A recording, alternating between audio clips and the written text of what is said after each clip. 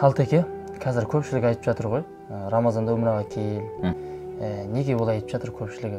Рамазандағы умра өзге кездегі жасалатын умрадан ерекше екен. Оған себеп Пайғамбар саллаллаху алейхи хадисінде келтіреді екен. Рамазан айындағы жасалған умра менімен бірге үлкен қажылық жасағандай дейді. Тең, машалла.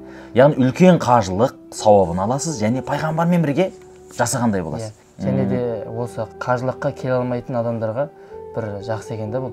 Рамазанда келіп. Осыған да Пайғамбар саллаллаху айтқан екен. Бір әйел қажылыққа бармапты. Сен неге қажылыққа бармадың дегенде бізде екі түйе бар. Біреуіне балам және күйеуім отырып қажылыққа барды. Екіншісі үйдің шаруаларына қажет болғандықтан мен бара алмадым дейді. Онда сен осы жылы Рамазан айында умра жаса. Ол менімен бірге үлкен қажылық жасағандай сауап болады деп әлгі әйелге ескерткен екен. Бұл жеңілдік қой, пайдалану керек. Жеңілдік. Құдай қаласа бауырларға осылай айтамыз, хабарлаймыз. Әрине айту керек. Келістік Алтеке.